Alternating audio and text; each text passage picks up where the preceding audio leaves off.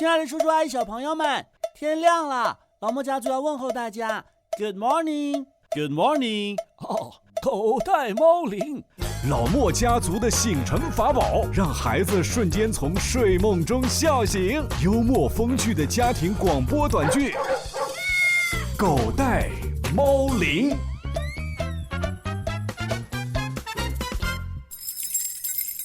儿子，今天该做什么菜呀？随便，您看着做不就行了吗？这世界上最难做的菜呀，就是随便这道菜。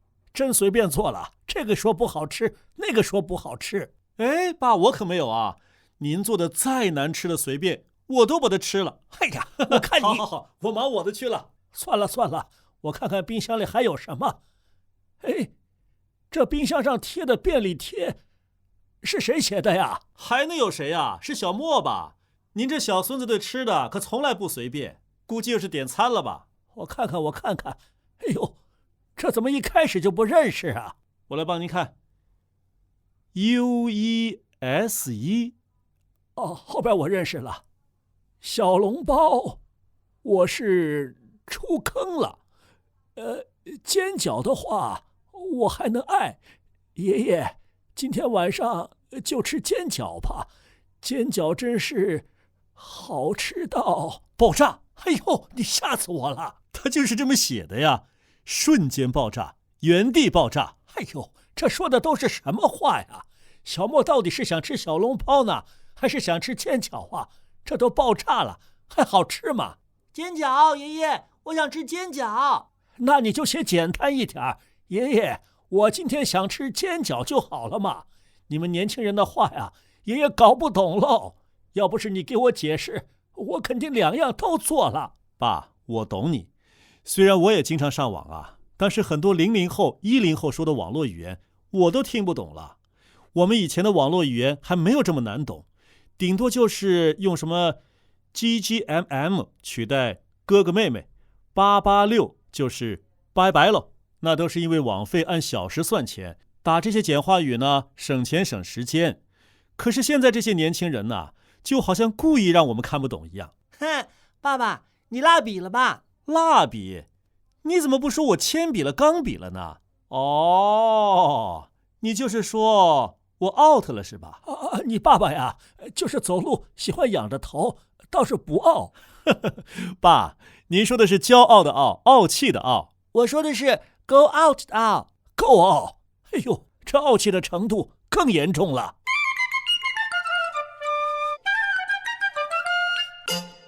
爸，out 是英语。是过时过气的意思。哎呀，我可不服啊！有些我还是知道的。我虽然老了一点儿，心态还是很年轻的。那你看看我这张纸条上说的是什么？说错了，煎饺就没你份了。还是让你们年轻人来 PK 一下，我呀就先认输了。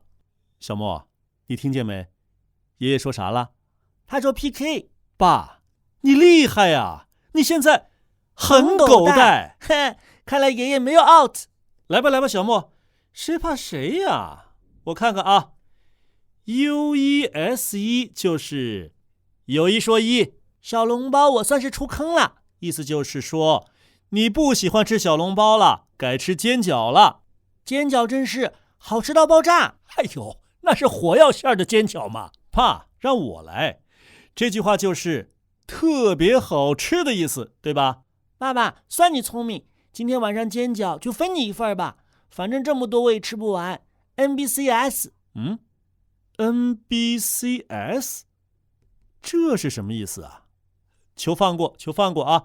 你们创造新词汇的速度要把我们这些前浪都拍在沙滩上了。哼，就是 Nobody cares。 哎呀，又来英语，我还以为是什么暗号呢。爸爸，你还是去恶补一下吧，不然我们就不能愉快的聊天了。好，你等着，等下啊，饭桌上见分晓。哎呦，那这顿饭还吃得懂吗？哎呦，好烫啊！来喽，新鲜出炉的煎饺。哎，爸，那我的虾饺呢？哎呦，也有，大家都有份儿，马上就来。啊，太好了，我尝尝。还是我的煎饺最好吃，不吹不黑。我觉得煎饺才是王道，不接受反驳。这吃的上头啊！我站在小笼包这边，我觉得小笼包也挺好吃的。李涛，煎饺才是小吃界的一股清流。纯路人表示，虾饺就是没有我们蒸饺好吃。这谁来了？没人呐，谁是李涛啊？爸，李涛就是理性讨论的意思。小莫呀，你刚才提到一个纯路人是什么属性啊？不是第一次听你们黑我们虾饺了啊？哎，爸爸，你听懂了啊？那我可就不客气了。嘿，接招！我觉得虾饺就是这几年被广告炒起来的，个人观点，不喜勿喷。哎呦，这口水别喷在饺子上了。那我觉得你们煎饺还不如生煎有人气呢。同样是小吃，生煎比煎饺的路人缘好多了。真是不知道这几年煎饺给自己买了多少水军，到处刷存在感。又来了！你们说的什么呀？跟天书似的，我脑袋都懵了。爸，我就是跟小莫讨论了一下，到底是煎饺好吃呢，还是虾饺好吃？顺便把我新学的网络语言给拿出来溜一溜。哎呀，这网络语言难道是属狗的吗？说溜就能溜？他们说的话我都听不懂，你就别凑热闹了。爸爸，你学的还真快，666，还888呢！你们这些年轻人呐，就不能好好说话，非得说的跟隐语一样。爷爷，隐语是什么呀？这隐语啊，自古就有，就差不多就是暗号吧。只有一些内部的或者特殊的人之间才能听得懂，就像地下工作者一样嘛。是的。太棒了，爸爸，我们现在是在对暗号呢，咱们说话小声点。哎呦，咱们说的这还算什么隐语啊？这网络上到处都是。也是哦，那咱们说的就是咸鱼吧？今儿早上我没做咸鱼啊。这个纸条一定要送给上级组织，不能被敌人拿到。好的，要是敌人把我抓住了怎么办呢？放心，他们即使拿到了也看不明白。那我能看明白吗？你也看不明白啊？那组织上能明白吗？他们当然明白。这纸条上写的是隐语，你们俩叽叽咕咕的说什么呢？哎呀，敌人来了！是李涛吗？嗨，您还记得李涛呢？爸，我们俩在演戏。哎呦，肯定演的是坏人，这么鬼鬼祟祟的。不是，爷爷，我们演的是地下工作者。对暗号呢是吧？爷爸爸，现在戏演完了，这个纸条我能打开吗？没问题。太好了，看看写的是什么。黄卷，这是什么意思啊？你要先知道这个卷是什么。就是手绢的绢嘛。对，这在古代呀，是指质地薄又很坚韧的丝织品。敲黑板了，关键词来了，丝织品。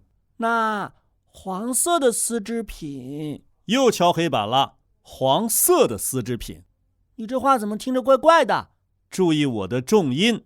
你上朗读课的时候总是强调重音的，这不是猜隐语吗？跟重音有什么关系啊？重音就是突出该突出的部分呢。小莫呀，我觉得你爸爸前边突出了一个丝字儿，这儿又突出了一个色字儿。哎呀，姜还是老的辣呀！我知道了，绞丝旁加一个颜色的色，这是一个绝字儿。绝了！小莫你真绝了！看来我猜对了。谁说只有老姜辣？我这小姜也够辣的。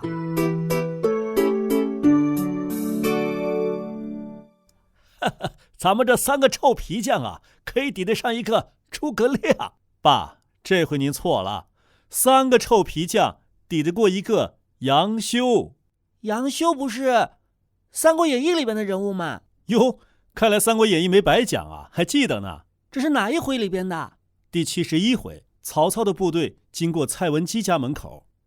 就是写胡家18拍那个女的。蔡邕的女儿是曹操从匈奴手中赎回来的。没错，蔡文姬一听说恩人来了，就把曹操迎进了家里。曹操看到墙上贴了一幅字：黄卷幼妇，外孙击旧。听不懂。别说听不懂，看都看不懂。我想起来了，这字儿啊，是他的父亲蔡邕在夜里用手摸着一块碑石，读了一首诗词。就跟读盲文似的。然后啊，就写下了这8个字儿，其中头2个字就是黄卷。绝。杨修对曹操说：“此隐语也。”这是隐语。我猜出了第1个字儿，那后面的几个字是什么呢？既然是蔡邕读了一首诗词，那肯定是评论诗词的喽。绝妙好诗。差不多，绝妙好词。所以我说呀，我们是3个臭皮匠抵过一个杨修。幸好蔡邕没有生活在现在，不然在他面前我们都弱爆了。哎呦，刚才是煎饺爆，现在怎么自己还爆了呢？哟，小莫，你该不是也是用火药包的馅儿吧？我明白了，这弱爆了就是太弱了的意思。爸，恭喜您老又掌握了一门外语。这怎么又是外语呢？外语才需要翻译啊，这个比外语还难呢。这个话题很有趣，很有趣。那小朋友们想不想继续听啊？想。那把你们常用的网络流行语也留在微信公众号的留言区当中呗。别忘了先点再看，再点转发，然后点赞，最后留言，多多益善，让墨西哥来捡。好了，今儿的节目就到这儿了，再见。再见。